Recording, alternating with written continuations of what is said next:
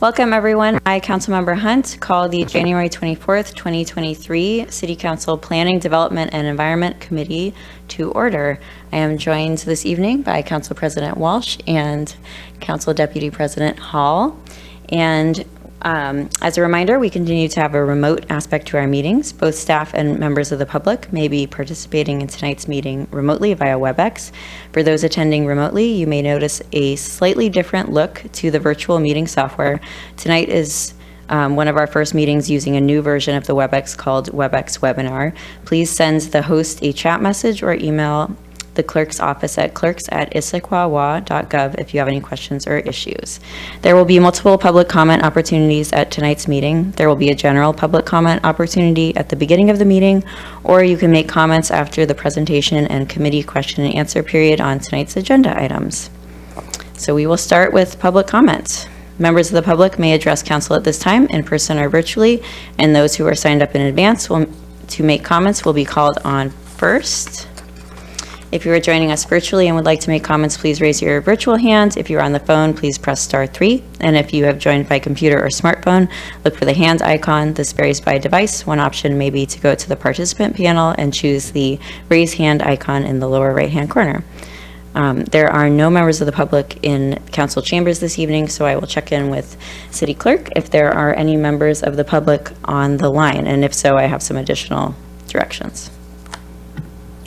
Chair Hunt, we have no virtual attendees from the public at the moment. Okay, great. Thank you very much. Then we will move past public comment. And as a reminder, written comments can be submitted at any time to citycouncil@issaquah.gov. The first item on our agenda will be approval of the minutes. We have minutes from January 4th. Do we have any corrections or comments on those? No? Okay, I move to approve the minutes of the January 4th meeting. Those in favor, please say aye. Aye. Aye. Okay, that passes. And then we have 3 agenda items this evening, including 1 executive session. The first item will be ID 1327, amending IMC 3.73, impact fee study update frequency. And this will be presented by Stephen Padua. Stephen, please take it away. Good evening, committee members. For the record, my name is Stephen Padua. I'm the Long Range Planning Manager. Thank you for having me tonight. Tonight I'm going to talk about the proposed amendments for the impact fees. Give me 1 second. Let me see. Okay. So tonight I'm hoping to get direction on 2 sets of amendments. The first set of amendments is to remove the 3-year requirement for updating the impact fee studies, and the second amendment is on adopting the 2023 rates for the impact and mitigation fees. So just for a little background information on the fees, the city has 2 sets of fees. We have impact fees for traffic, parks, and fire, and we also have mitigation fees for pedestrian, bicycle infrastructure, law enforcement, and general government mitigation fee that the city collects. The largest difference between these 2 fees is that the city only collects the mitigation fees when it's SEPA triggered through the development review process. Otherwise, all impact fees are collected through development review. On an annual basis, the city updates these fees in accordance with inflation.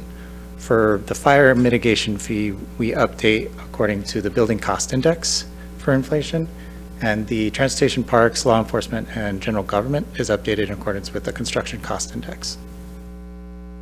Additionally, we update the studies which determine the rates for these fees. Currently, code requires an update to these studies every 3 years, and it's recognized in these sections or these chapters of the municipal code.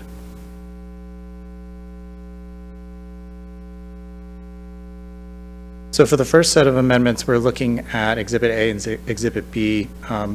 We're proposing to update the fire fee by 28.37%, and that's a cumulative increase since the last update we made to the fees was back in 2020, so it's just adding up the levels of inflation each year since 2020. And the same goes for the cost index increase to 15.65% increase for the traffic, parks, police and general government mitigation fee.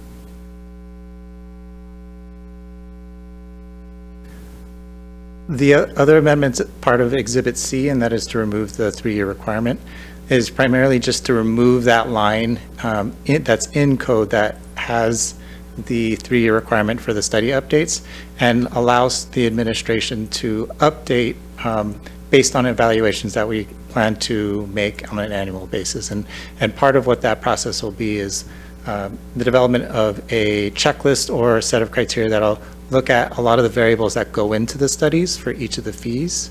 And that could be whether there's changes in the population growth projections, looking at changes in the capital facilities or the cost for capital facilities, or changes in the city's assets in terms of, for police, looking at the fleet and equipment, and for fire, looking at the stations and buildings as well as the equipment used.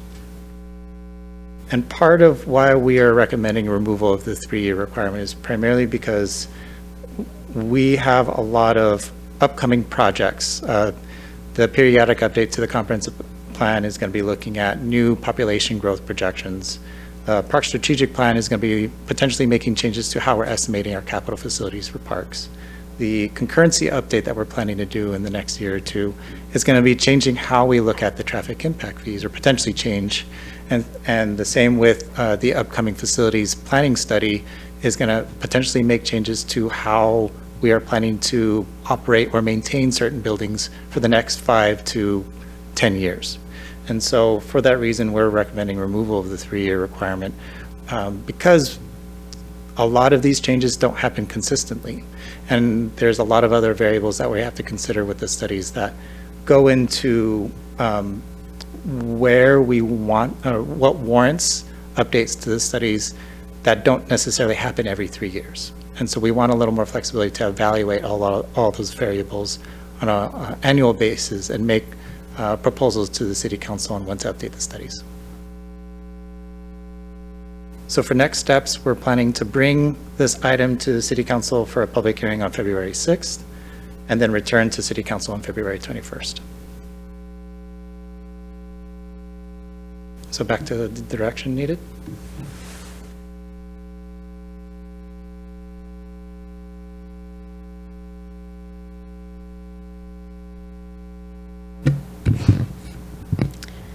All right, thank you. Do we have any questions? Yes, President Walsh.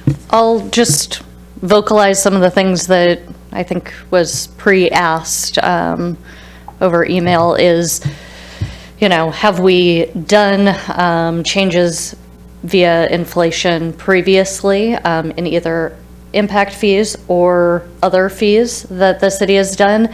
And then is this something that is common among cities in the area? Yes, to the first question, yes, the city has updated these fees in accordance to the inflation. The methodologies came with the rates was slightly different in the previous studies, but in the study that we did back in 2019, the increase or the use of inflation was consistent with what we did before, and is consistent with several other jurisdictions in this region to update their fees in accordance with inflation.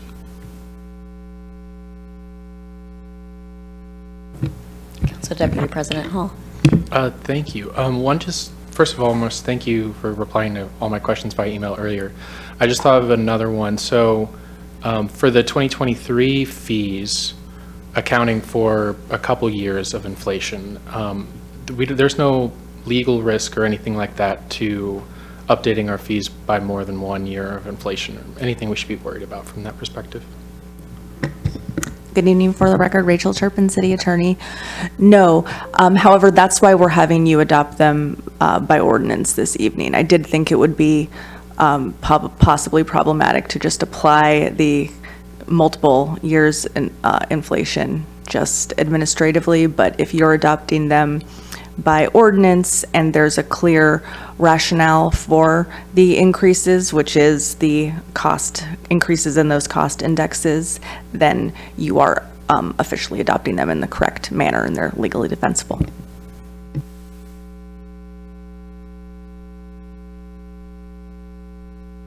Okay. So my question is a follow-up to one I sent in an email, which was about what are the criteria for determining if it's a year in which we would actually need a study or not. And so you gave the variables that you would be looking at, but would it be possible to have thresholds or some sort of articulated criteria that we could know in advance? And then could that be brought forth with the public hearing on February 6th? Because that would then allow me to better understand what you would use as the gating criteria for needing that study. Yes, we can take a look at thresholds and propose it for the February's, when we bring it to City Council for the public hearing. Okay, that was my question. Any other questions from the committee? No, I'm not seeing any. I will check in with the city clerk if there is anyone who has joined the meeting that might want to give a public comment. Chair Hunt, no one has joined the meeting from the public. Okay, then we will close public comment on this item. And we have two questions before the committee, which are about removing the 3-year requirement on the studies, and then also the proposed 2023 impact and mitigation fee rates included in the ordinance. So those updates based on those indices that are in our materials. Should we take them one at a time? So we'll take the first one first. Any comments from the committee on the first one? Council President Walsh? Yeah, sure. I think I always like to make sure that we're coming back to it. So I appreciate that we previously had a 3-year requirement. I'm comfortable with more flexibility as needed, but I do appreciate the idea of having some sort of criteria and then also a process to make sure that we're checking in on things, because as my experience on council has shown, we sometimes miss some of these things. And so I really want to make sure that we have a process for saying, hey, at budget season, you know, are we or are we not increasing the impact fees? Are we or are we not increasing our recreation fees? And so that is all I will say on that. But generally, I'm fine with more flexibility as long as we're making sure to get it done. Council Deputy President. Yeah, my thoughts exactly. Totally fine with removing this requirement. Ensuring, though, that we have some sort of internal system of process to make sure that we come back to it once a year to analyze, is this something we need to update? Other than that, yes, I'm comfortable. Okay, great, thank you both. So I wanted to confirm, though, and I had written this in a multi-part question in my email, and I don't think there, so it would be helpful to have a response to this. How will the results of the checklist or analysis be presented to, how will it be communicated to council? Because that would be good to have a way to see what's the rationale for either doing a study or not. We could return to the committee with results each year as with our evaluation, look at the criteria or the checklist with the thresholds and make a determination on whether or not study updates are updated, or we could go about it another way if the committee wants us to look at a different direction. I think maybe if you think about, if you have a proposed way forward and you bring that back to the committee, I think that would be back to the council. When this comes back to council, I think that would be great. I think it could be done in budget, for example, just a justification for why or why not the rates are increasing. But I do think just that regular cadence of checking in would be helpful to understand why the rates are changing with the study or not. So that would be another ask for the next time this comes back to council, is the way in which this will be communicated back to council. Yep. A real quick question, and this is specific to the studies, right? So it's still an administrative function to adjust based on inflation and the different indexes, right? So that wouldn't be coming to council, just whether or not the criteria has been met or the threshold has been met for a particular study. Is that right? Correct. As Rachel stated, we're bringing in ordinance to council just because we're using a cumulative increase this year.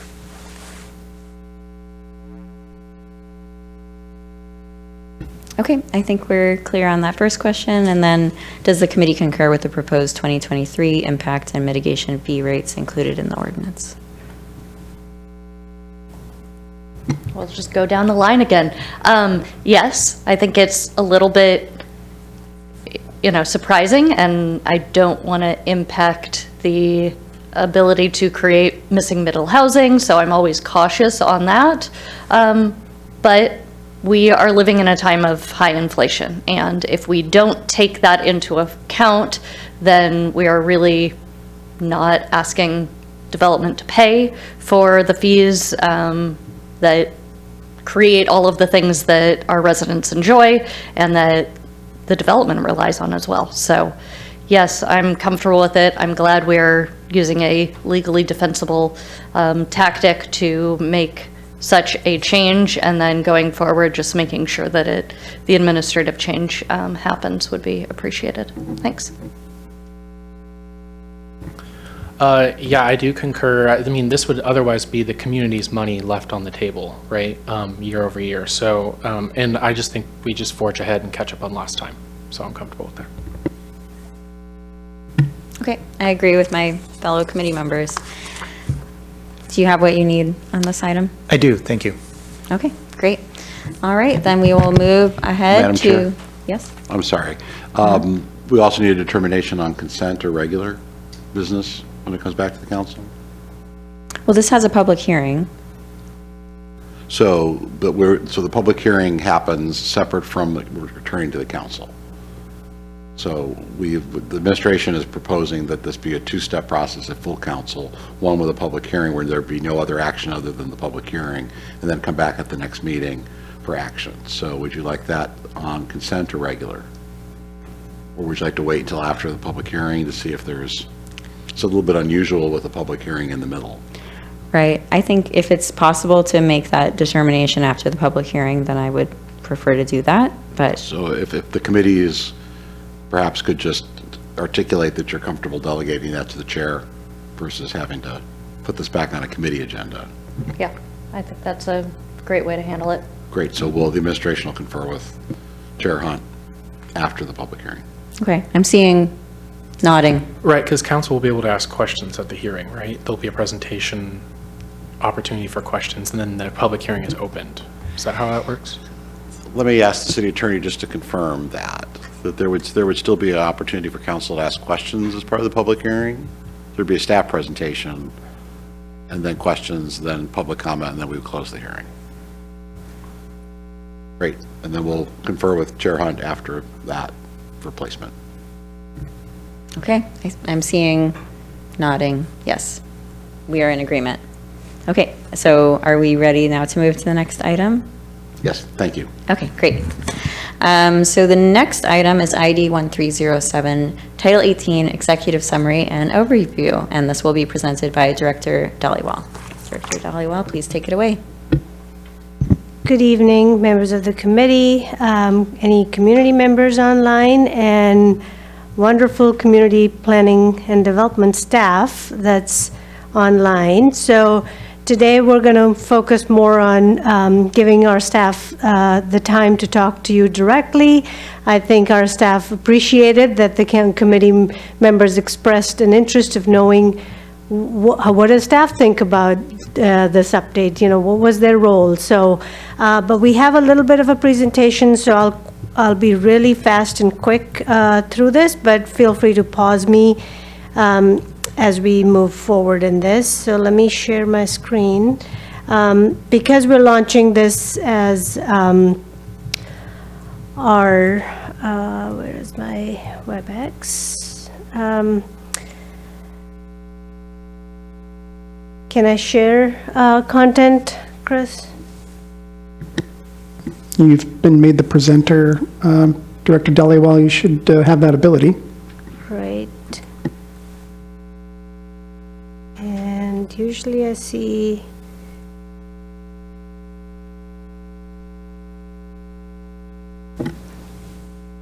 a program to share, but I'm not seeing that here.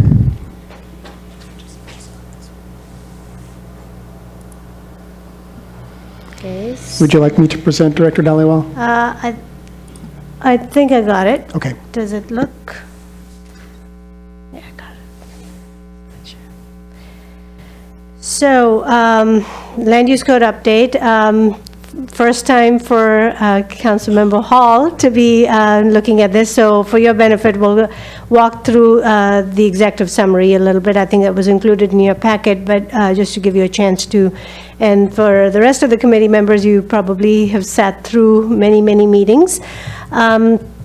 So the purpose of tonight's meeting really is to follow up from our last meeting where you asked us, how does the proposed draft meet the intended goals and outcomes? So we did that exercise, and that's part of your packet. And you asked about staff's reflections. So that's what we're going to cover tonight. We're also seeking input from your perspective. What's your preferred process as we bring forth Planning and Policy Commission's recommended draft for your upcoming meeting? If there's anything specific you'd like us to cover or include, we can take feedback on that. As you all know, and for some of the folks that have been very involved from our staffs, already know this, but some of them were really tasked with working on an individual project. We divided it into 3 different phases. We started off with a gaps analysis. Many meetings later, we understood what the policy direction was on major topics. Phase 2 started when we released the first draft that took all that input for boards and commissions from council members and community members, and held a series of public hearings. We came and briefed you after each of those 6 individual topics topic areas that we were covering. And then we're at phase 3 now, where we have a consolidated draft, and we're holding public hearings with the Planning and Policy Commission, closing the loop with other boards and commissions, and we plan to bring forth PPC's recommended draft to you beginning of February. In your packet, some of the attachments are the summary that we'll cover today of Title 18, and part of this is also a Shoreline Master Program update that is separate from Title 18, so we want to make sure that we cover that as well. The goals and outcomes chart is attached. You also asked us to take a look at the code testing and go a little bit further to evaluate for consistency. So we had 2 planners look at one project, and they can talk about whether they came to the same conclusion, what their experience was with that. We've also maintained a list of all the agendas, videos, and minutes in one place. So for folks that are coming into the process later, for community members that want to go and check back, instead of going on a search, it's all in this packet. And we'll continue to maintain it as more meetings occur. So there are 8 parts now. As you all know, there were 6 different buckets, and so now it all looks like the general provisions, the procedures, subdivision, zoning, special use standards, and then part 6 is all of your development standards, and then neighborhood overlays for Old Town, Highlands, Talus, and Central, and then the environment section. Part 1 includes, there's a lot of conversations we've had on the definitions, but really the focus here was to consolidate the definitions from 5 different documents, delete any unnecessary definitions, and then we had sprinkled standards within the definitions, which we've taken out and put them in the standards, and the definitions are just defining.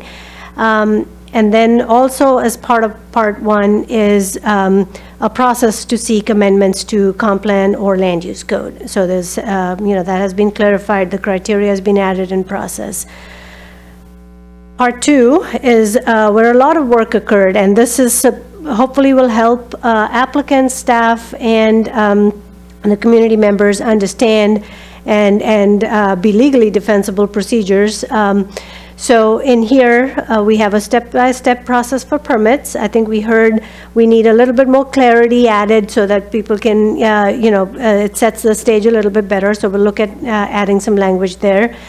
We used to have an assortment of community meetings, so they're now all called pre-application 1 community meeting. There's no confusion as to who's going to staff it. Is it the Development Commission or staff? And we had a process called administrative adjustment of standards, that we heard a lot of feedback that, people were asking for it all the time. There was not really clear criteria. So we've eliminated all of that, and we have a very specific criteria for a specific things that, to provide flexibility, but you can still come to a predictable decision for that criteria, but yet be flexible in your standards. We have a new review table. We will put some language to kind of walk through for folks to understand that aren't into the weeds with land use code, is one of the feedback we've received so far. There's a process table. We'll talk a little bit about site development permit thresholds. I think you asked for some additional information here. So currently it's set up as if you are doing a new development or redevelop in the proposed draft, up to 4,000 square feet is level 1. So you can do small additions and things like that as a level 1. Anything from 4,000 to 10,000 square feet, new or redevelopment, is level 2. Anything over 10,000 is a level 4, which requires a development commission. Now, slightly different thresholds. We had a nice, good discussion with the development commissioners. They've fed into some of this information. For Old Town and stuff along Front Street, the thresholds are slightly different. But for the rest of the city, because the type of development that occurs there is slightly different. And they also asked us to add a 1 acre threshold. So anything over an acre is automatically a level 4.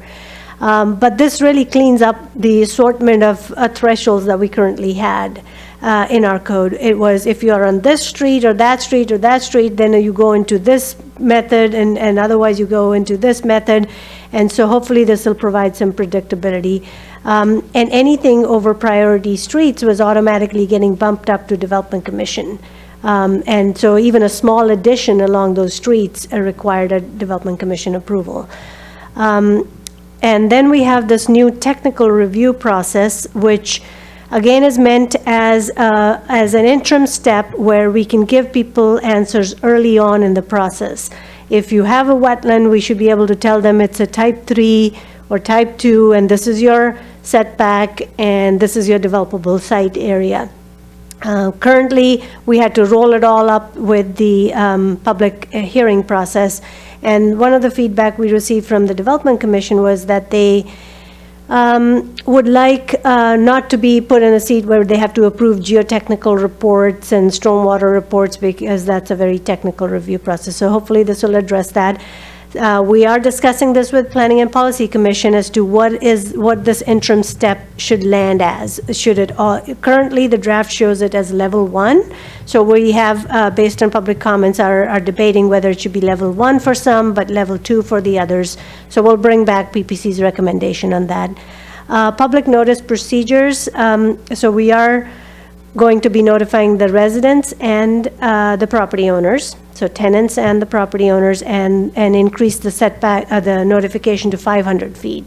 And other really procedural things have been updated. Developer obligations, we are still continuing to look at a few of those things, but most of them, we have folded them into, this was a lot of effort went on with the Central Issaquah plan, and there was discussion about this and written as more of a policy language, so we folded them into regulations that we've shared with you in the past, but there's a few that we're still looking through.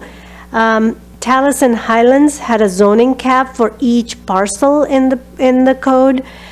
So we've taken only the undeveloped that actually had zoning cap numbers, not the ones with a 0. The ones that had 0 zoning cap, we've moved them into, you're allowed to build what you were built under, so you're not considered a non-conforming use. We have a new process for capital improvement permits, so it's a consolidated process as opposed to you come for land use and then you come for building permit and then you come for these 5 other permits. Hopefully, because the capital projects go through a lot of public rigor during the design phase, and we want all of that early design input and council decisions to be honored and provide feedback during that early process, but the permitting phase is more streamlined. division of land as our part 3. So we didn't have any subdivision design standards, so we've added those. We have a new land unit lot subdivision. So that's if you are trying to build townhomes, you can sell them individually. You don't have to sell them as a condo. We've increased the thresholds for short plats from 4 to 9. We have made our final plats an administrative decision. We've have put in expiration dates and timing, and bonding of constructions is only for minor things. So we've cleaned up all of that. Part 4 is the zoning. So this is the crux of the regulations. We haven't changed any zoning of the permitted uses as part of this current update, but a lot of effort went into consolidating all of this into one location. So as council over time will look at it, some of these things you may question, why is this, and all that. But the intent here wasn't to make any policy changes or take away entitlements. So we've kept it as is. There are some nuances that you can tell us if we need to fix those, but for most part, this was a consolidation exercise and was very tedious, and staff can tell you many, many hours went into making sure everything got carried forward. And, a lot of time is spent on figuring out which is your front and rear for odd-shaped lots, so we've added graphics and provided some clarity as opposed to just some broad process. So part 5 are very specific things that don't fall anywhere else. So as you may remember, we had a lot of testimony for food trucks, so accessory and temporary uses. So we heard that. We don't have a time limit on food trucks. Affordable housing standards, those were updated but not significant policy changes. So that's was most of a cleanup kind of an effort with Arch participating and helping us. Wireless facilities, we aligned them with the FCC regulations, added some graphics and such to make things better. Part 6 is your development standard. So this covers your urban design, site planning, building design, parking, landscaping, community and amenity spaces, outdoor lighting, and signs. So this is sort of all of those standards. I'm not going to go into the detail, but I think We have a question. Go ahead. If you're on a roll, feel free to address this at the end, but could you quickly summarize the food truck issue, just because I wasn't here? Sure. I think I remember some emails coming through about that, but so, we currently process food trucks as under a business license. So they get an annual renewal for their business license.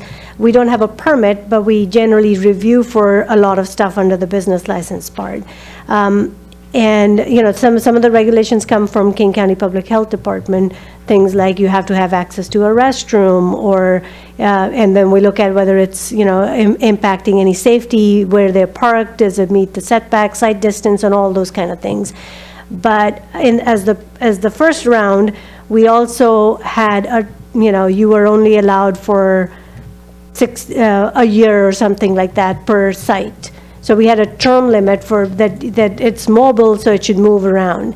But I think what we heard from the vendors was, I just signed this lease, and are you guys really going to move me out? And I wouldn't have done this, and then we have to go back asking for property owners to do that. So we don't have a term limit, but there will be if there is a problem during that first year, there's an annual renewal, which they currently do through a business license, but we would just have a simplified permit for them to just give us a site plan, show us where they're located, and as long as it meets everything, you're good to go. Separate from that was whether they can use the public right-of-way, but that's a separate conversation with the street standards. That's not part of the Title 18, whether they can park in the public right-of-way, which just gets more complex. Yep. So the part 7 is the neighborhood overlays. As I said, Old Town, Central, Highlands, and Tallis. Mainly for Central, one of the main changes we made was we have a design manual that you have to pick a menu out of the 5 architectural styles.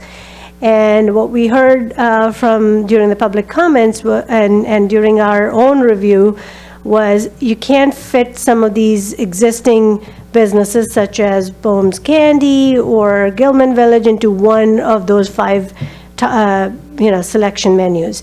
And so we looked at, the council's adopted Issaquah Treasures as an appendix to the comprehensive plan. And so we exempted those properties that are designated as the treasures from meeting one of those architectural styles, because they're unique and special, and in their own way, that it was not felt that we had to go through that exercise with them. And the outcome wasn't any different. We just had to get them through that process. We added a new section that about through block passages. That's the other part that I think we've cleaned up quite a bit. Through the first public hearing, we've received a comment that probably that needs to be added to the list of deviations. So we'll be discussing that with the Planning and Policy Commission, that perhaps that it makes sense to add that to the list of deviations. Other than that, Part 8, again, a significant amount of work went into this Part 8 because it fit in with the golden outcome, so we focused a lot in here. The SEPA was a lot of legal issues were fixed, but substantively, the thresholds were increased to 10 residential units and 10,000 square feet from 4 and 4,000. I mean, most of our peer cities we have had many meetings on those thresholds for SEPA. The public notices, we clarified those. Critical area code, procedural changes, we've really aligned those with state law, and there were broad exemptions that we've deleted. Reasonable use exception criteria has been clarified. There's still some questions from some community members that we're addressing. Wetlands, the buffers are now aligned with Department of Ecology. We've also taken away the buffer reduction and buffer averaging, so that was a recommendation from Ecology as well. Stormwater facilities such as underground vaults, people would say, well, you can plant over it, so it's not an intrusion into the buffer, so we've clarified that, so we don't have to have debates over that. Streams, there was, we have, our definition doesn't quite align with the best available science, so we've fixed that. We've made our classifications consistent with Fish and Wildlife. The buffers, I think this is where the public said you guys need to do best available science update, and which we did, and we've released it with our SEPA determination in Title 18. So the buffers have gone up for fish-bearing stream from 100 to 150 feet. Again, no buffer reductions or averaging permitted anymore. There's also, if you have a culvert and you're going to be impacting when you're doing development, then you are required to go through and assess whether that needs to be made fish-friendly. So there's some provisions. It can't happen for everything, but if they are building a road over it or completely, changing it in those circumstances, that would come into play. We have a new section, Fish and Wildlife Conservation Areas. There's some confusion. I think we're addressing that. Is it an overlay? Is it an above? I think the streams at one time were underneath this, but it's very clear now, at least, or we're getting it to a clarity where you have your wetlands, you have your streams, and then you have your fish and wildlife habitat conservation areas. You got to meet requirements for all of them.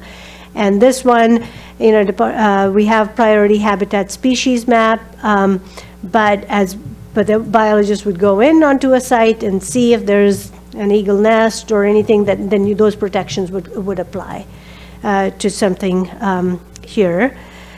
Critical aquifer reach, yep. Yep.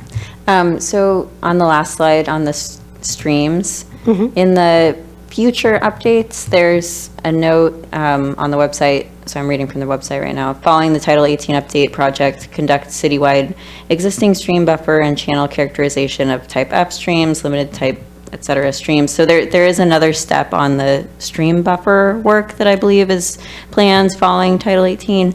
And it is documented. So could you could you let me know what the timeline is for that update? Sure. No, thanks for asking. Yeah, I think that came through the first round of public hearings. And so we have a scope for that work. And thank you, Council, for funding it through the budget process.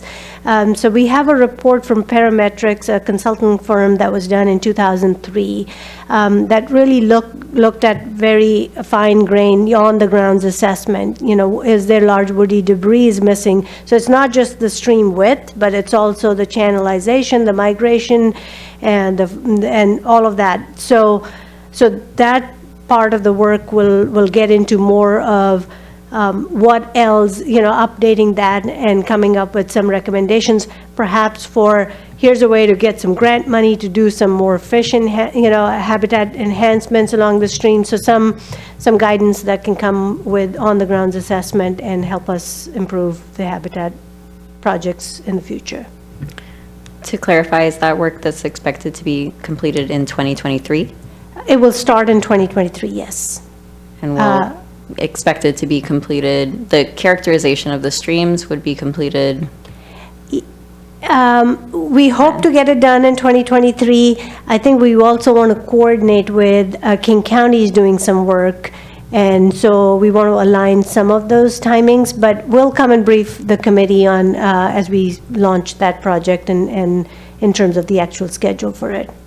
Okay, so fair to say it starts in 2023, probably Finishes in includes- 2023, but we're not sure at this point. Okay, 2024 at the latest? Yes, absolutely. All right, thank you. Yep. So critical aquifer recharge area. Julie from our Public Works Department was instrumental in helping us with this very technical project, so she can speak to that as well. But Public Works had done a study in 2019, consultant Geosyntex. And so this was really taking a lot of that information, putting it in our code, but we also then coordinated with Sam Platt, Water and Sewer, Department of Health, and in here, you'll see we have a prohibited land uses list, which you've heard some public comments on it, what happens to the businesses that are in existence that may become non-conforming. So I think we have some language there to address that. Temporary dewatering during construction ends up being an issue for potential recharge of the area, not necessarily from a pollution prevention standpoint, but, you know, is the water getting back to the aquifer? And so we've attempted to address some of those things. Geologically hazardous areas, Emily Appleton is online, and our consultant, Jim Johnson, helped with a lot of this stuff. One of these topics is highlighted for your policy discussion of the steep slope buffers. But we have new buffers for coal mine. There was discussion about peat settlement prone critical areas. We've addressed those and really strengthened the guidelines for the studies that we get. So we don't get the debates about what the very technical geotechnical reports have to include, so all of that is now very explicitly, clearly listed.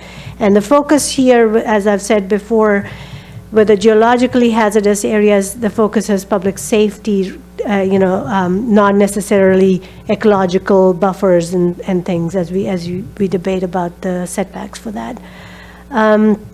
Shoreline Master Program, Doug Yormick was instrumental in getting all of these. I think he worked on the previous update as well.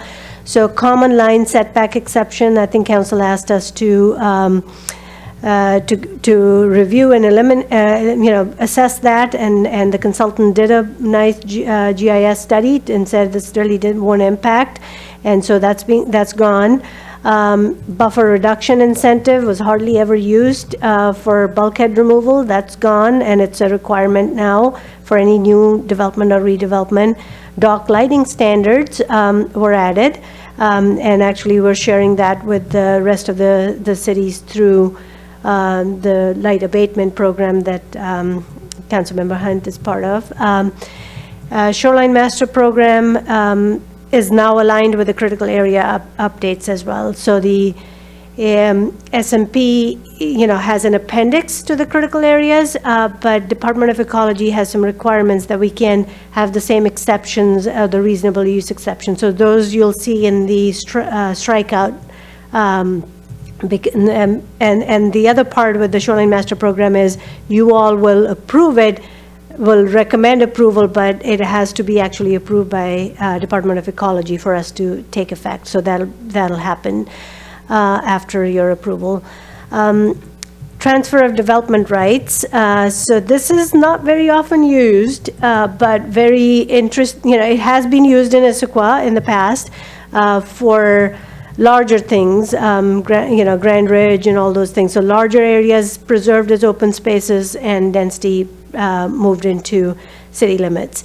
Some of the changes we made in this section were forested hillsides were made eligible to be ascending site, because that was one of the goals of the update.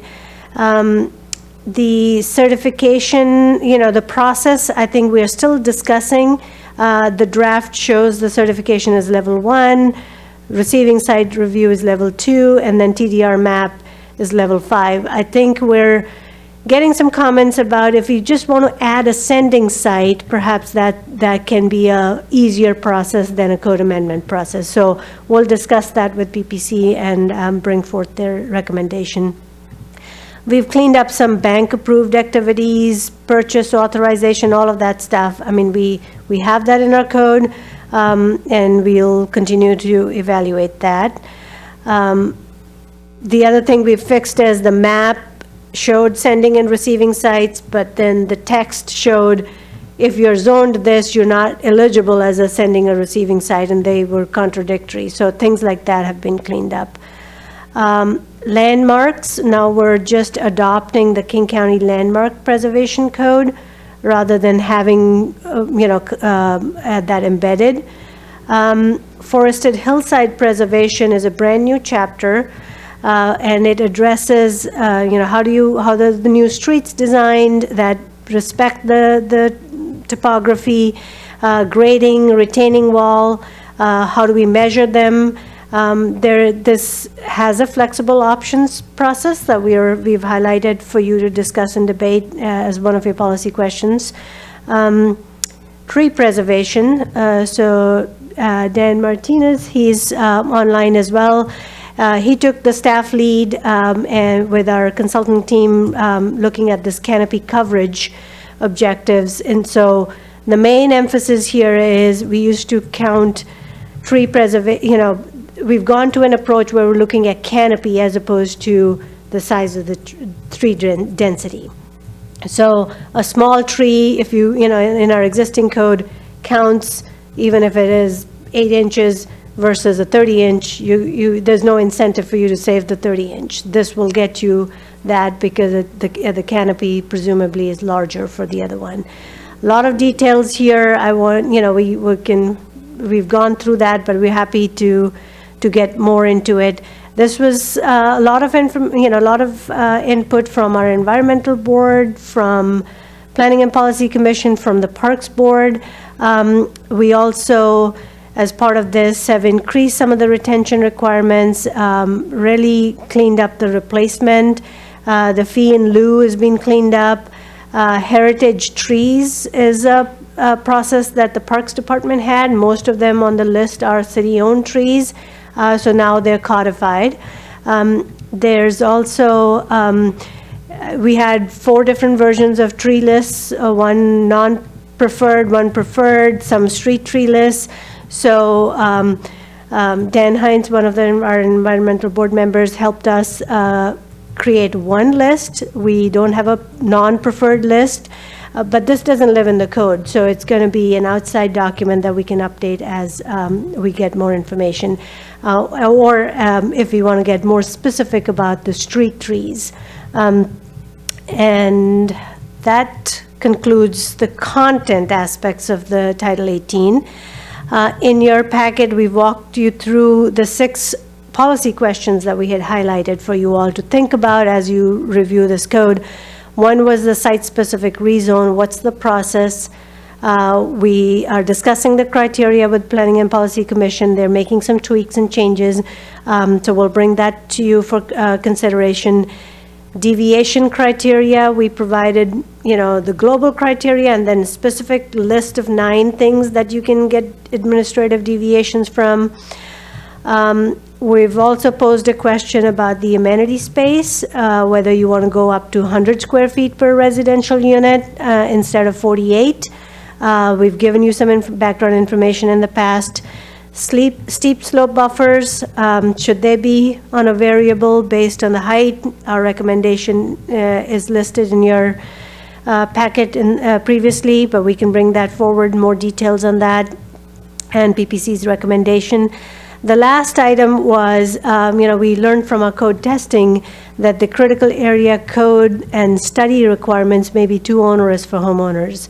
And that might deter some to just even do their project, or they may just do the project and not get a permit, or do we really want them to spend the money on the study, or would we rather have them do some plantings for small additions? So we're going to be discussing some policy options with PPC and bring that forth to you.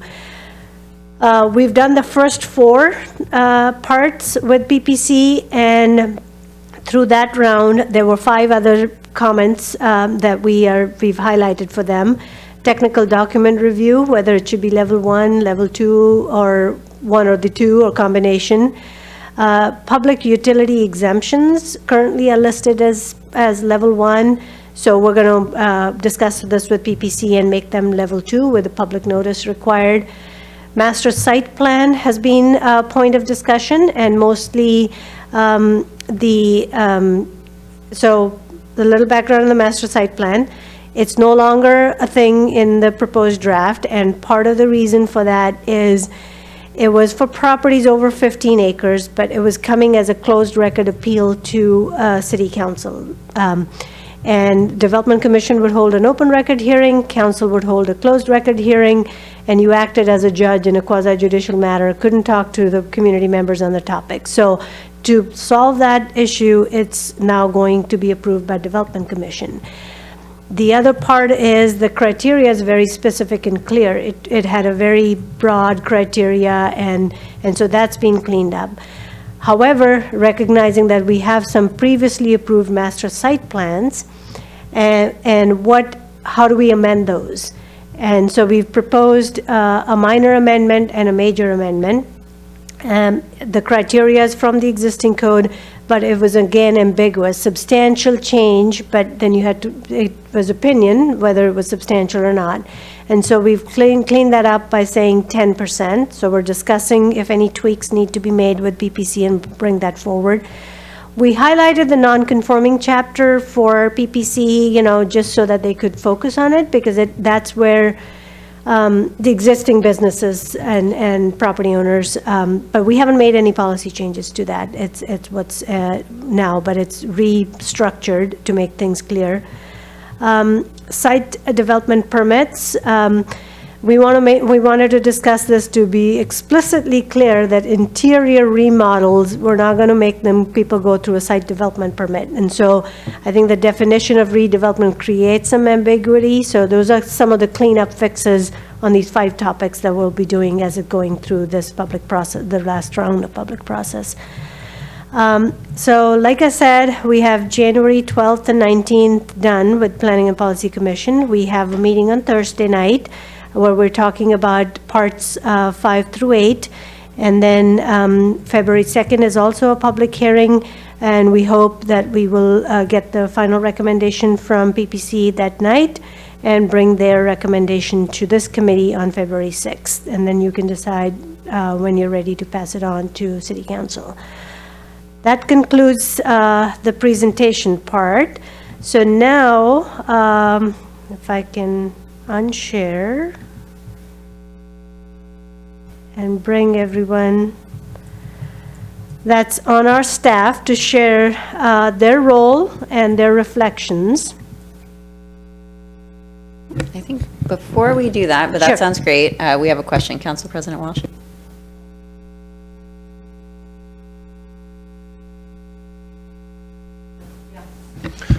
Quick clarifying question.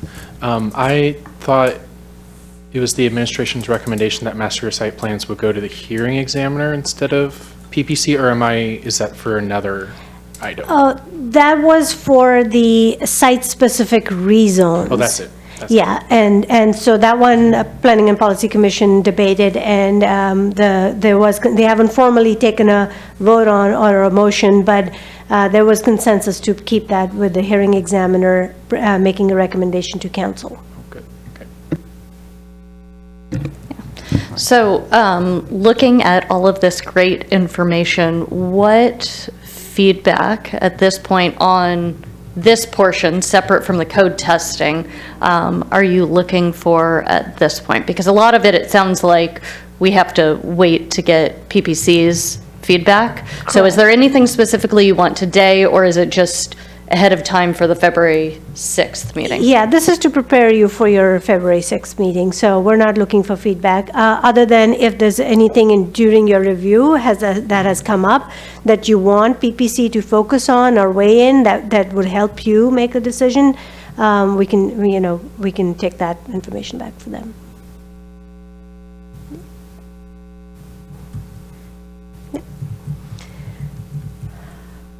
Should we? Yes, please proceed. Okay, so how do we want to do this? I have folks listed on my screen, so I can call them by the name. Kristen Leeson.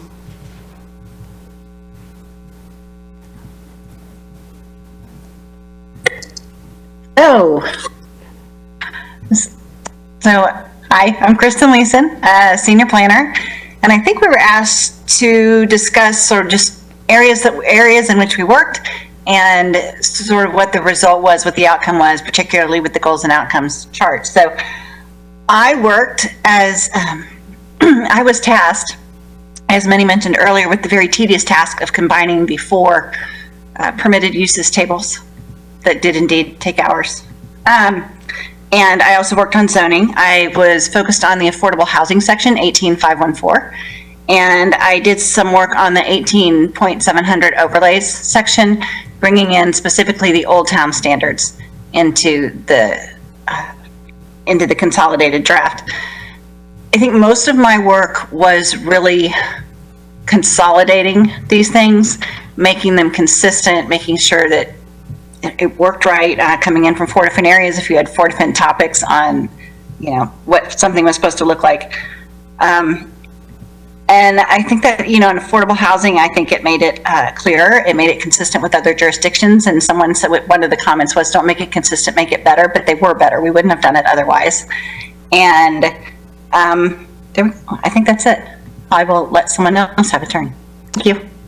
Yeah, I'll say Kristen was instrumental in this whole package. One, the institutional knowledge she brought to it. She'd done all this and knows her zoning and setbacks and all that. 2, she's part-time, but we got her, every Planning and Policy Commission meeting and packets and really her polished work. We couldn't have done it without her support. So thank you, Kristen. Next on my screen is Dan Martinez.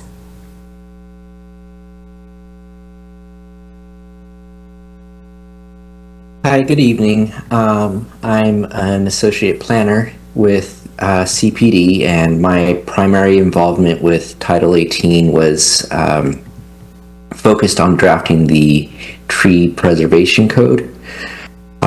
2 goals from the goals and outcome chart specifically relate to the work that I did.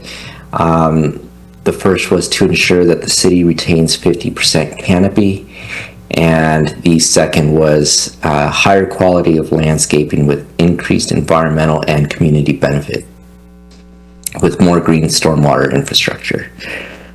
We took several measures to ensure that we can not only meet the 50% canopy goal, but to increase it as well. The goal in the ICAP and in the comprehensive plan are a little misaligned right now.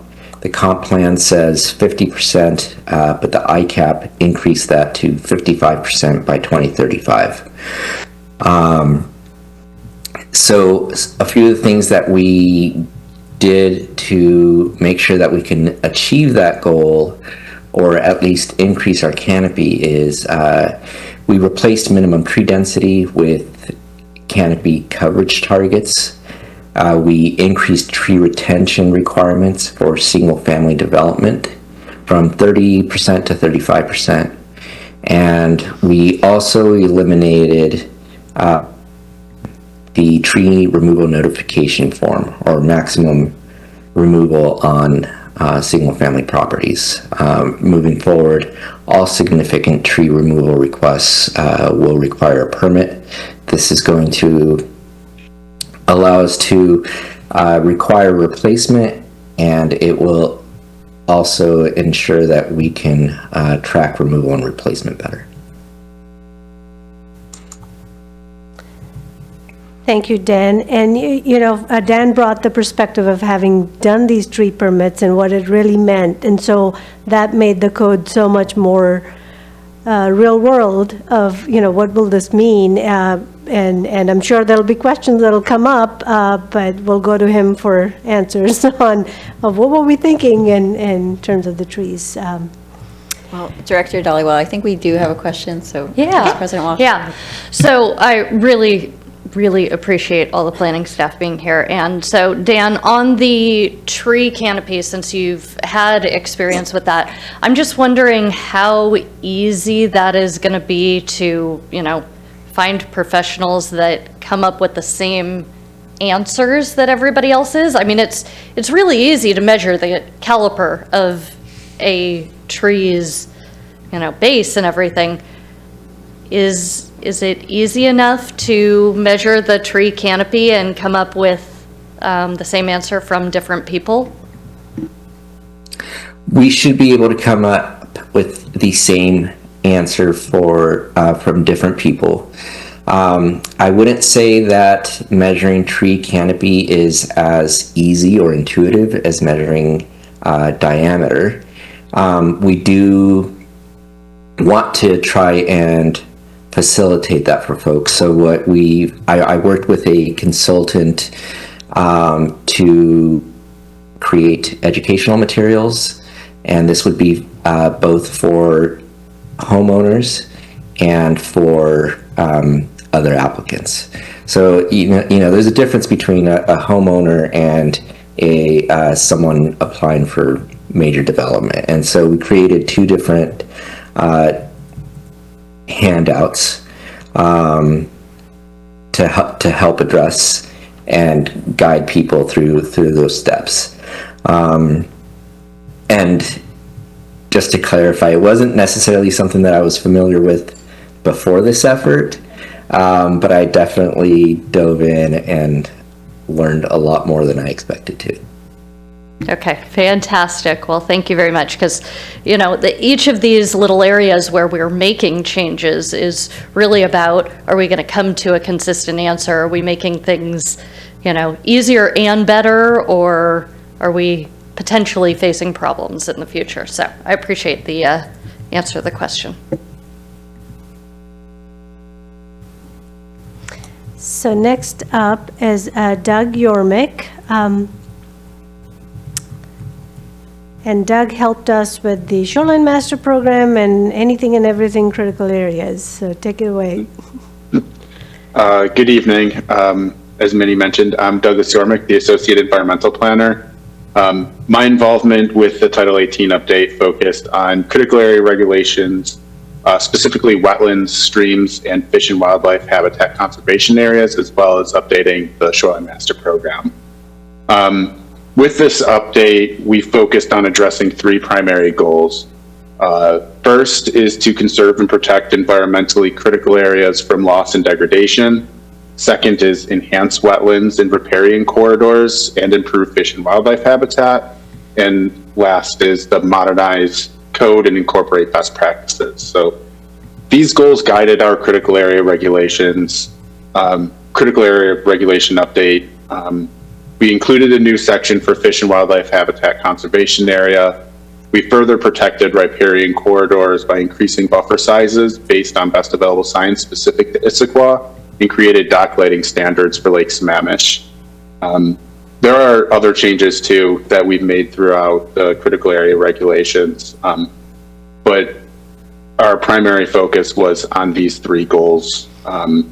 So I'd be happy to discuss any of the proposed changes with you at this meeting or in a follow-up conversation in the future.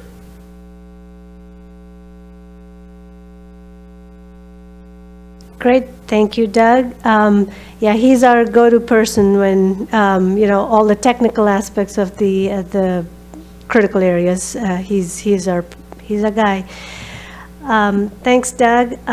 Next up is Emily Adams, and I think Emily you're probably the first council meeting, so you joined, and she's our newest planner. Earlier this year, she joined our team, and has really blossomed into knowing everything and everything.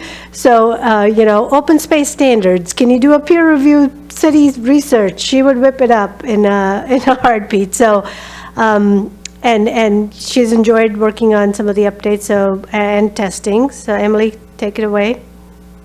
Well, thank you. As Minnie said, I'm Emily Adams. I'm an associate planner. I've been here about 6 months. I primarily worked on the amenity space and open space portion of the code, but coming in so late, I also touched on building design, amendments, and landscaping, and I conducted the code test for 2 sites that staff did along with Valerie. The code revisions for amenity space will help us implement the green necklace in the parks plan, and these changes help achieve one of the primary goals of realigning the land use code with the community aspirations for the city.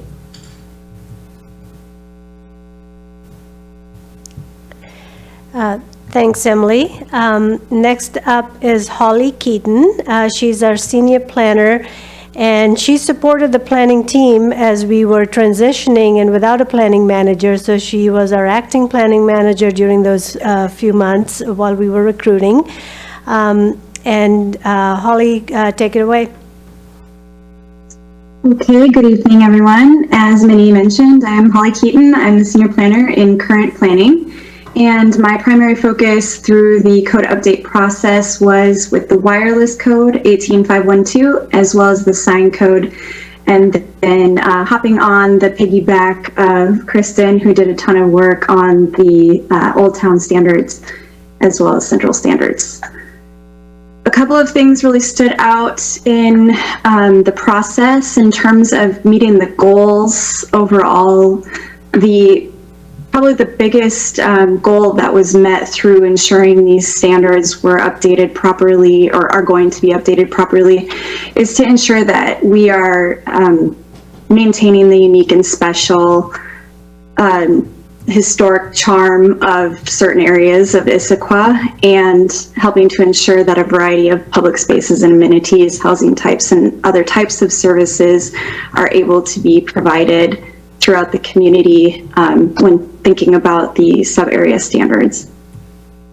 And then in addition, focusing on how standards are written in the wireless code and ensuring that they are aligned with FCC requirements. And in general, going through and making sure that the code is written well and easy to understand so that we can actually administer it well.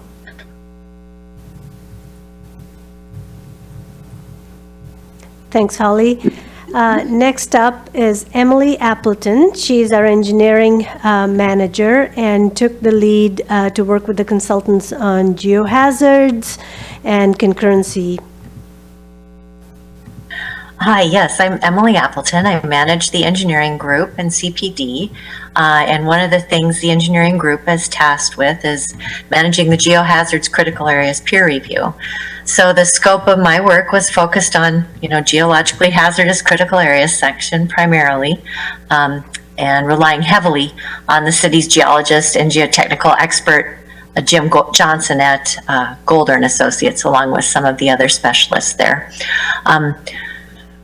I also worked on the concurrency section a little bit. Most of that had to do with just housekeeping and cleaning up the language and, making sure the definitions were clear. But my primary effort was in the critical areas section. And we, methodically went through the code, and with Director Dollywall's guidance and sometimes, asking the tough questions, we worked to untangle. Sometimes there were technical requirements and policy decisions kind of all tangled up in that code. And so we untangled those, and all the while, discussing and energetically debating the meaning and the intent and how best to communicate those, because we really wanted to make sure that while we were updating the code, we wanted to make sure we were really communicating it clearly. My group is looking forward to using the updated code. I think, we provided a lot more clarity on the requirements for what's in, what you need to have in a geohazard critical area study, and then help to define more rigorous criteria for evaluating the required buffers and buffer reduction requests. I think this code will result, in more transparent and predictable regulations or administration of these regulations of the geohazard areas, and we use data and science to make these consistent, safe, and I think it was Kristen who alluded to it. Yes, I think better decisions.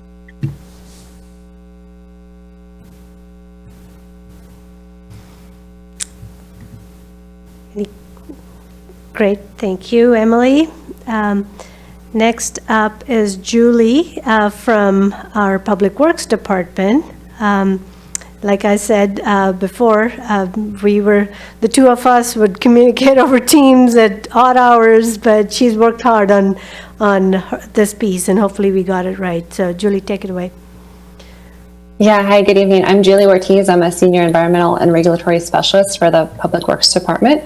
And my involvement in Title 18 primarily consisted and focused on the city's pollution prevention programs and how they related to the critical aquifer recharge area and protection of the groundwater supply and quality of the groundwater. These updates incorporate best available science in the form of a hydrogeologic assessment report that GeoSyntech authored. And they made some specific recommendations within that report for how we incorporate some of the CAR updates that are proposed in this work. The CAR updates also represented compliance with the Safe Drinking Water Act and the Department of Health requirements as well. So I think that they align really well with the goals and outcomes elements around conserving and protecting environmentally critical areas from loss and degradation. So happy to answer any questions now or later. Thanks, Julie. Thomas Valdres, he's also was a new addition to our team, although it seems like he's taken on a lot and is no longer a new transportation planner, but knows everything and anything about street standards. So take it away. Great, thank you. Good evening, committee members. My name is Thomas Valdres. I'm the city's senior transportation planner, and I worked on the parking code update, section 18604. So this specifically helps to achieve goal 2, which is providing adequate parking while utilizing land effectively. It also helps to achieve goal 10, effective management of travel resulting from new development in line with non-motorized transit and climate goals. And lastly, goal 13, which is modernizing code and incorporating best practices. So 2 examples of changes that were made to the parking update would include creating new geographic boundaries, which we're calling parking tiers. So these help differentiate the multimodal goals of an urban landscape versus a suburban area within the city. Additional changes that we made include updating the flexible parking tools standards, and these specifically help to provide methods, techniques, and incentives to reduce the parking requirements that we have, while also making sure that we're providing enough parking for adjacent land uses. Thank you, Thomas. Valerie Porter is next. And she's been in both courts as a current planning planner and also as a long-range planner. So she brought in her perspective of actually having looked at these projects and permits and all that comment matrix, public comment matrix, that's hers to keep. So take it away. Thanks, Minnie.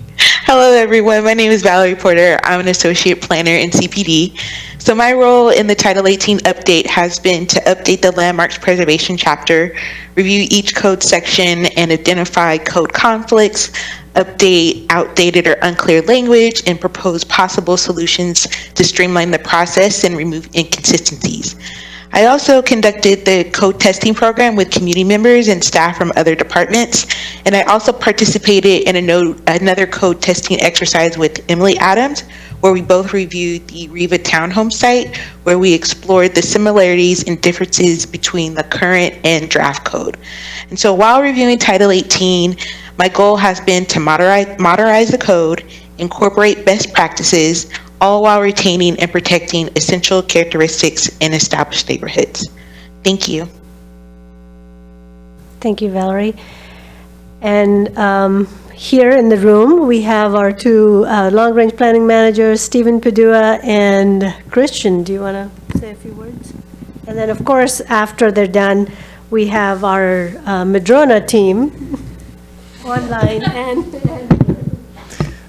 Thank you, Minnie. Stephen Padua, Long Range Planning Manager. I've been working very closely with Minnie on working through every aspect of this project and getting everything, getting the project moving forward, as well as working with each of the staff to make sure everybody knows what the expectations are in terms of like what we're looking for with this update, but also making sure we're staying within kind of the scope of the project as well. And I'll turn it over to Christian. Hi, Christian Getz, current planning manager.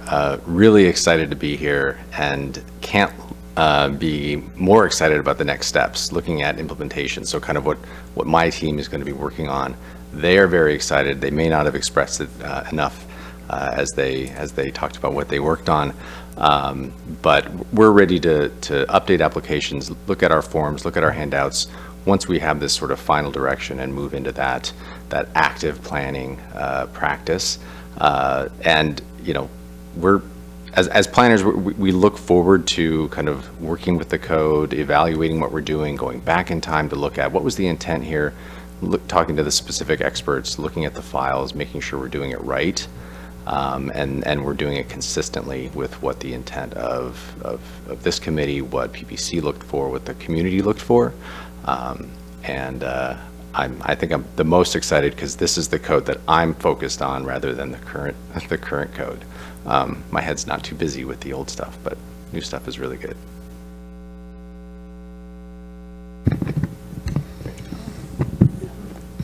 Hi, Rachel Turpin, City Attorney. I have enjoyed my work on this project, but I really have to give most of the credit to the Madrona team, to Kim Adams-Pratt and Anne Marie Soto from my firm, who are the ones that really took the heavy lifting from our office on it. Kim is on this meeting online. Anne Marie would have been here this evening, but she had another meeting she had to go to for a different city. But the two of them worked very tirelessly on this, spotting legal issues and changing language and working with the planners, and they were an excellent team to work with, and it was a difficult project and a long project, but it was a worthwhile project.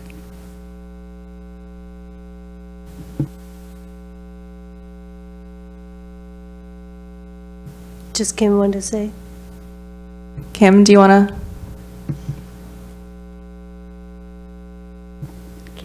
You're muted. You're on mute.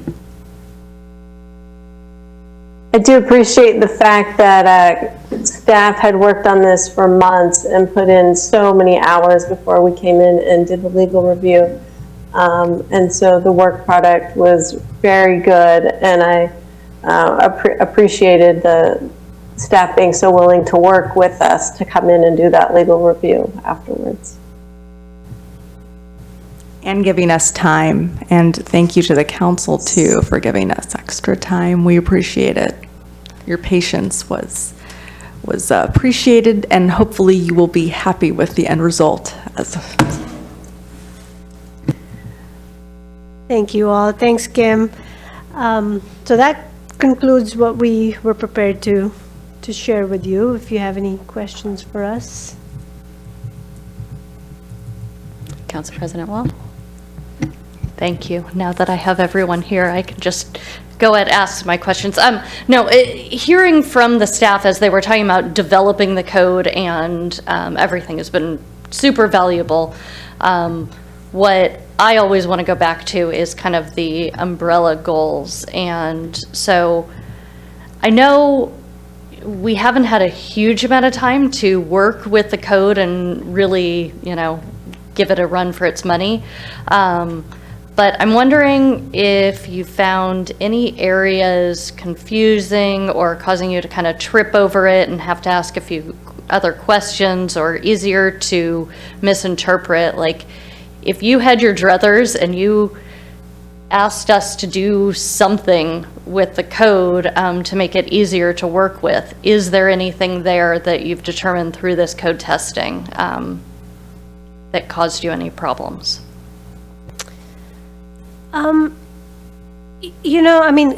Caused us problems, I would say no. But can it be better? Absolutely. We can keep polishing it till forever, and it'll never be perfect in that sense. And so, but I think our approach to this is going to be, it's a huge undertaking, and with everyone's help, support, and all that, we're here at this point in time. But we're committed to doing an annual housekeeping code changes. So we don't want to get off a decade later and we didn't change it, kind of a thing. And so we will set up annual housekeeping code changes as we interpret the code during the year. We may have to write up code interpretations if there's something that comes up, but those will all get codified in the next round of housekeeping code changes. And the other, I think the question we got earlier by email was also in our whiteboard list. We've shared that with all of you in the past, and then during the budget process, there were 3 items that were prioritized. Diversity of housing types as a housing strategy, implementation of that, and code updates related to that. And then parking, there was more work to be done on the parking side, and then the stream buffer study.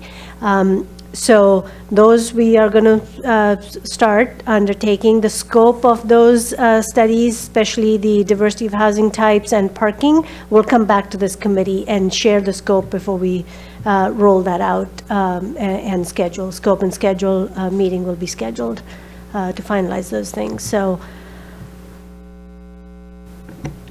Well, you kind of answered my second question, which was related to, well, as we use the code, is there a plan to make updates? So I appreciate the annual idea of updates. Part of my question there, though, is is there a process to document problems for the people that are hands-on and using it every day? Is there a process for, hey, if we run into a problem, can we document it, and can we make, emergency or more urgent fixes as needed? Absolutely. Christian will lead the current planning team, and so they'll set up a shared document, and anyone can enter things. I was on the phone call and this was confusing, and so that'll all kind of be a rolling list for anyone to add to things to.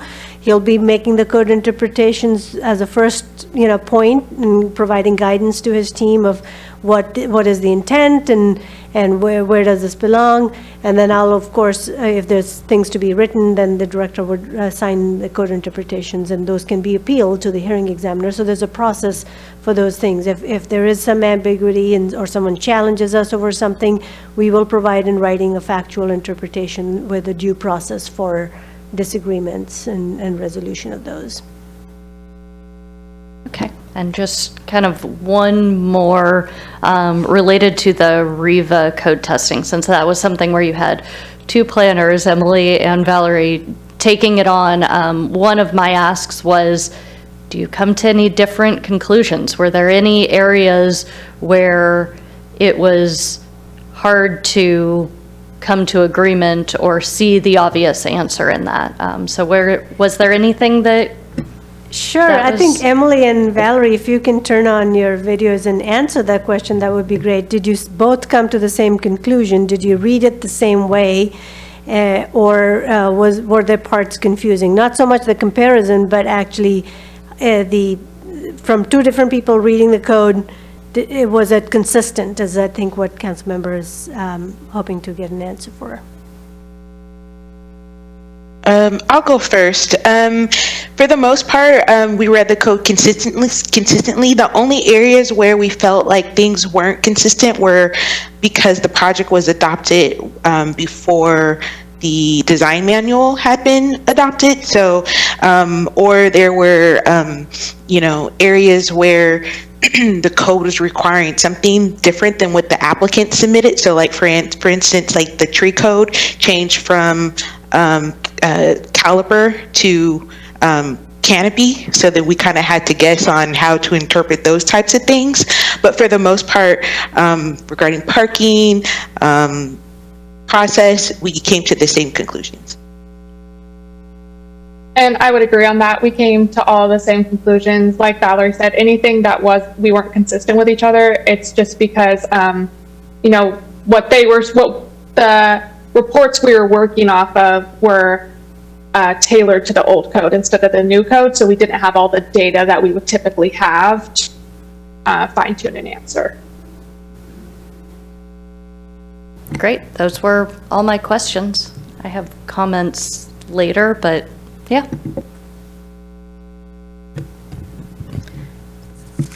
Great. I had a question about the scope of the future parking study, but my understanding from your earlier answer is that that has to be scoped. Is there any? Thomas, I don't know if you have anything to share at this point for the future updates related to the parking study, or Stephen, do you? I can provide a quick update. We're going to be going to the council to ask for a little feedback on specific scope, but we were looking to get clarity on how we want to approach the parking regulations. If we want to look at specifically, Council President Walsh, your comment on looking at the middle housing impact for parking regulations, if that can be done part of the parking or the middle housing studies, that's going to be separate, or if that needs to be incorporated as part of the full parking study as well, because we could see it going either way, but that'll impact that total cost in terms of like how we want to look at the parking regulations. But also in terms of the scope of the middle housing, are we wanting to look at all of the city regulations, in particular with single-family housing, which will also impact that scope? So that's just, there's some clarity questions behind the scope that we're going to be looking for.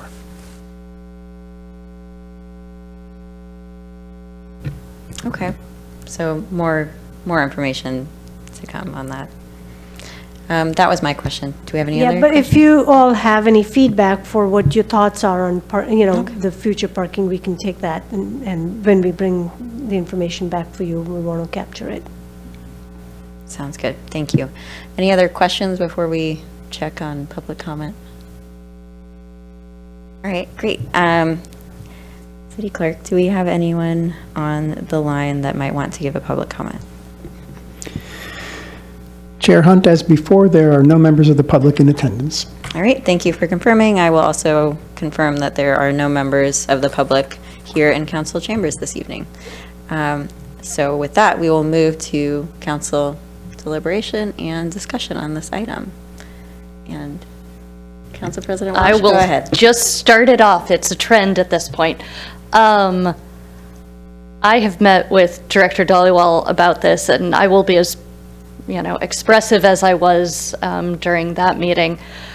You guys are amazing. I was really, really concerned, having gone through this entire process, how I was going to sit down and grok all of this idea in one final draft document. And really, truly, the executive summary going through each of the sections, documenting what was changed, and then the update that you made to the goals and outcomes chart to show the regulations in the draft that apply to those areas really made that job so much easier.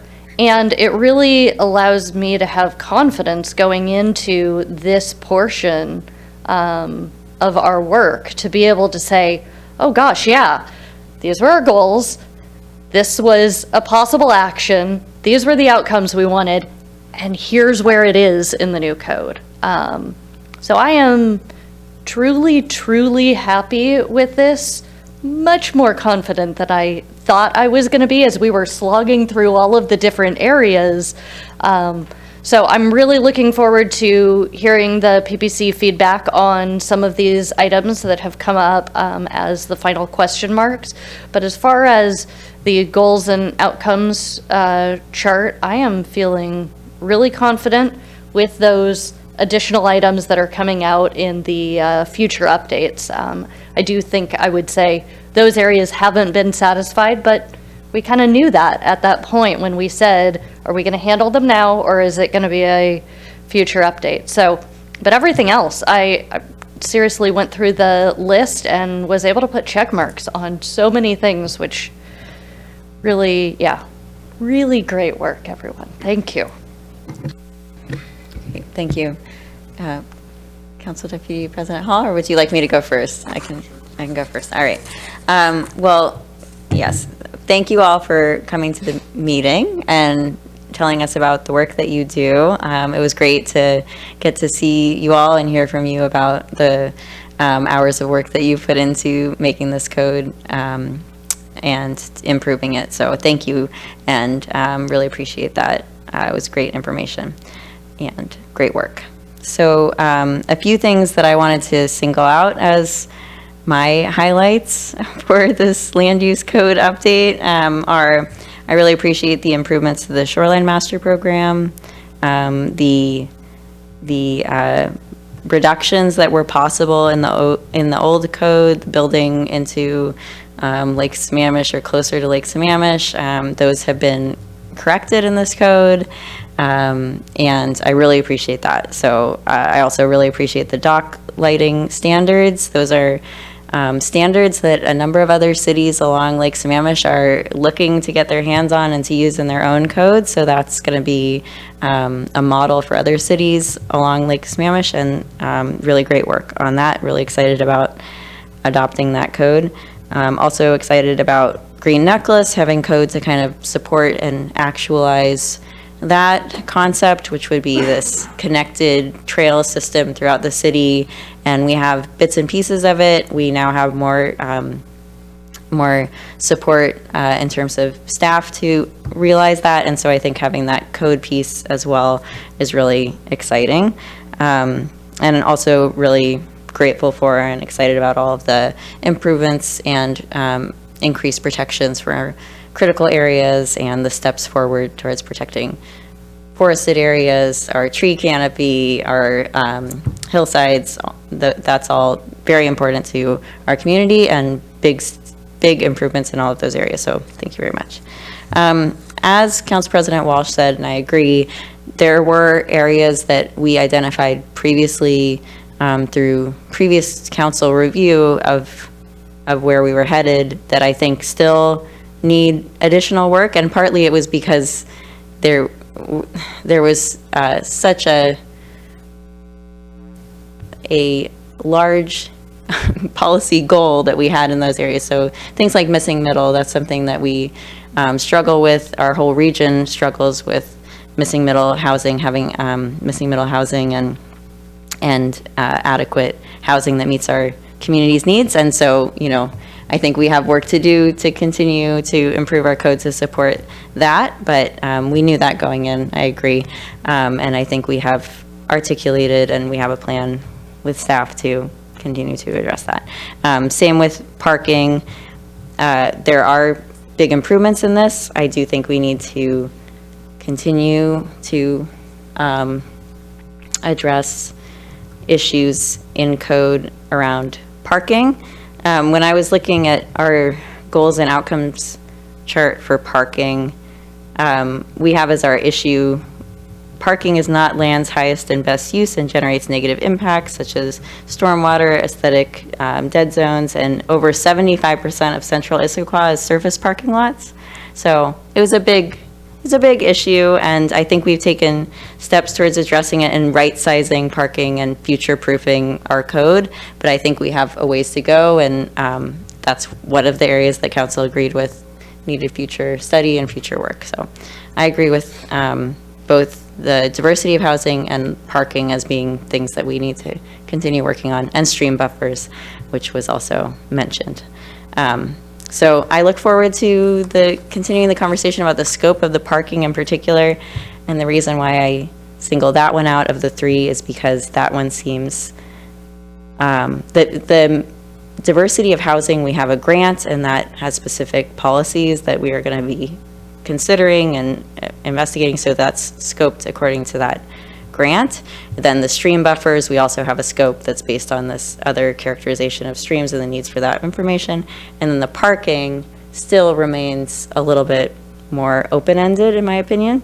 I think we do need to look citywide at that and the impacts to our other goals on reducing or right-sizing our parking. But I look forward to having information brought back about that. I will say I think it's important because it impacts so many other of our goals as far as having walkability, having affordability, having development that is more sustainable. All of that ties in with parking. So I look forward to continuing that conversation, and I think we knew going in that that would be a conversation that would continue beyond this update. So I'll just end with thanks again for all of the staff, all of your hard work, and for joining the call this evening, and really grateful. Council Deputy President Hall. Yeah, thanks. What a fun meeting. Like, genuinely, what a treat. Are they all like this? Yeah, man, I made a good decision, didn't I? You know, what an interesting time for a new committee member to come on to the Planning, Development, and Environment Committee and just be thrown into the deep end of all this work. Coming in after kind of a year's worth of PDE meetings, even more if you account for all the ad hoc committee meetings, I was worried. I'm going to be honest. When coming into the meeting, I was really worried that I wouldn't feel comfortable right away coming in. My first reaction is, wow, look how far we've come. Look how accessible some of these items are that the committee is looking at. The goals and outcomes crosswalk that we have in particular. I mean, wow, that was incredible. The summary that was written ahead of time, thank you so much for getting that to me ahead of time. That was very informative as well. Just a note too to any council members that might be watching this in the future, going back and watching the YouTube videos of PDE meetings and PPC meetings has also been very helpful, even if it's just kind of on in the background on double speed, which is what I do. I am feeling better than I thought I would, and I'm looking forward to kind of the review that PPC has and what their thoughts are. I also have lots of thoughts about that missing middle item and the parking item, these Title 18 whiteboard items that we've kind of scheduled for the next year, 2 years, I guess. So I'm looking forward for that coming back to the committee. But I just want to express, wow, like I'm in complete shock of like the progress that you've all made so far. To you two in particular, like incredible work on the committee so far. Staff, thank you for everything that you've done. If this is any indication for how council is going to feel coming into this, I'm encouraged by where we're at. So yeah, thank you.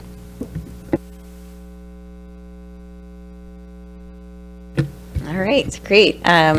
So one thing that I know would be helpful is if we do have any additional questions or things that we want PPC to consider or take into consideration as they're considering these last lists of final questions, that it would be really helpful if we get those on the table now. I haven't heard anything like that so far, but I wanted to ask my fellow committee members if there is anything that you want to flag for PPC at this time, because I think after this, we're going to try to consider things for the future, but not for this update, if possible. Council President Walsh. So honestly, I went through this trying to find a whole bunch of things that I felt like needed to be handled. And other than the areas of the goals and outcomes that I know we're going to address in the future, I was able to answer pretty much all of my questions, either through reading or through conversations with staff. The only one that's still kind of bugging me is the through block passages in the neighborhood overlays in Part 7. As a resident of the Highlands, I'm just a little bit concerned that we implemented through block passages for Central Issaquah and don't have that as a section for the Highlands and Talus, because those areas were developed via development agreement and have trails and public plazas instead of necessarily through block passages. So I'm a little bit concerned about that no longer, or that not being in the code in the case of any development that were to occur in the area. Sure. So the trails and plazas are pretty much built out, and there is a map for Talus, but there isn't a map for Highlands. That's part of the replacement regulations that were done. We can take a look at it to see if we need to pull some of that into the neighborhood overlay section. We do talk about trails in the community amenity space section, and then I think with this consolidation of all the street standards under the public works standard, the trail sections and cross sections would live there. But a lot more discussion on the trails will probably happen with the park strategic plan as well. So, but we'll take a look at least getting some verbiage and language in the neighborhood overlays as an option, if you want to add that there. Yeah, I think it's interesting because both Talus and the Highlands are very hilly, and so it would be very difficult to do a true through block passage for a lot of the areas, and yet the trails that we have that go through block areas are very important. So I guess if staff feels like the existing trails are codified in another way and that protects those, that's good. There are still some areas that are developing in West Highlands and such. So I guess I'll just put that out there as a question mark. So we want to preserve the opportunities for, as development occurs, if there's an opportunity to make those connections, that's preserved, or new, if it's a larger block, that we do get some of those connections. So we'll take a look at it to see if it makes sense to bring that into the neighborhood overlay section or the community amenities chapter, one or the other. Thank you, Director Dhaliwal. To clarify, do you think that that's something you would like to have PPC weigh in on, or something that you would like to have Director Dhaliwal and staff bring back information to the committee on? What do you? I'll defer to staff. I've put the idea out there. If you feel like that's something that would be appropriate to go to PPC, that's fine. Sure. That's one of my only question marks at this point, but I'm perfectly fine with staff figuring out where it's most appropriate. Will do. Okay, great. So I would say then, whatever is decided, if you could bring it back in a written memo or whatever else you decide is best, but if it could come back to this committee, that would be great. Will do. Okay, Council Deputy President Hall.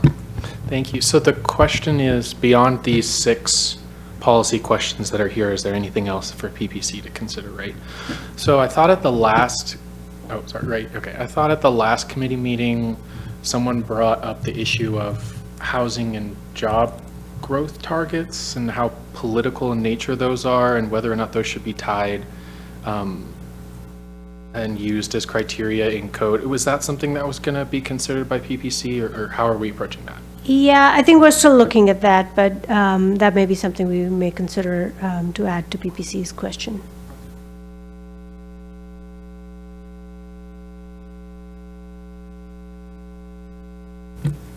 Okay. Is there anything else? Any other questions? Okay. All right. I didn't have any additional questions that I thought would require additional PPC discussion. I think the list is good. And again, appreciate the work. Do you have what you need at this point from the committee? We do. Thank you. All right. Great. Exciting. We're in the home stretch. And thank you again to everybody who joined us on this call. It was great to hear from you all, so thank you again. All right, then with that, we will move to our last item of business this evening, which is ID 1351, executive session. The committee will recess into executive session to discuss pending potential litigation per RCW 42.30.110, parentheses 1, parentheses I. Please note executive sessions are closed to the public and no action will be taken after the executive session. So with that, I will take a brief moment for us to enter into executive session. Thank you.